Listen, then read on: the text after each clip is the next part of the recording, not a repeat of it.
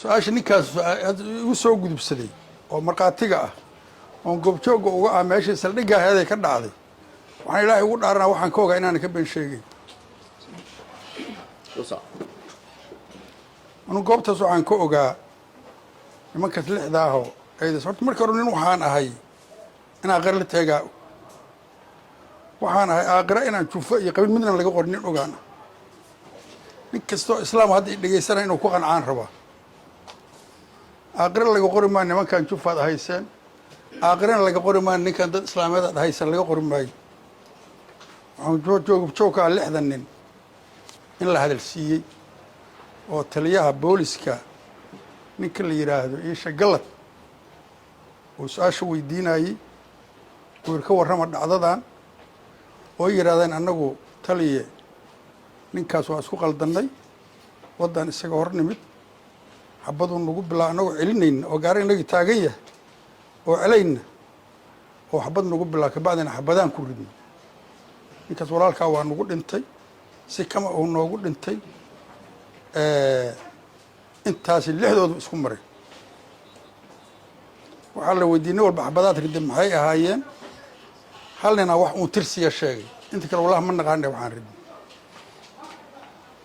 waxaan kaloo ka mid ahaa odayaashii yiri meydkana loo duub ka mid ah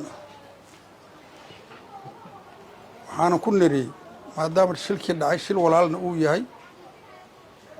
ninka dhintay oo marxuumka waxaan isku ayna rag badan oo oga haday deegaanka hadday goobtaan fadhiyo ilaahay wuxuu ooyaa kuwan ma aqaan mid iyo labaan ka aqaana raggan maalintaas koor ninkaasna dad waxaan ahayn isku leexsanoo dad badan u yaqaan saaxiib aan ahayn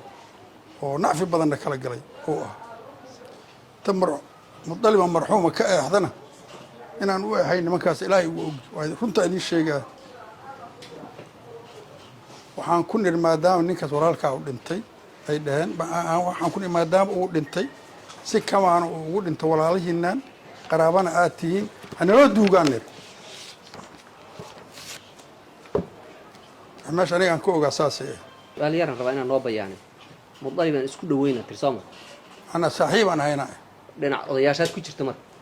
beesha nimanka odayaashiisaad ku jirtay beesha dambiilayaashaan ku jira ya sanayaasha ha eedaysanayaasha istaghfirullah taw nabadoon daahirow waxaad goobjoog ka soo maahan saldhigga booliiska markii oo su-aasha weydiinaya taliyaha booliiska degmada Gurceel hal la qoro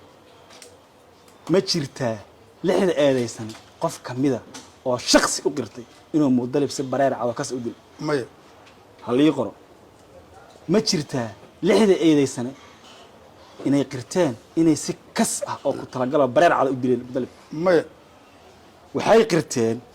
in shil dhacay oo ninka walaalkooda oo shilka ku dhintay Soomaaliya saas aad inta la qoro maxaa damaasanta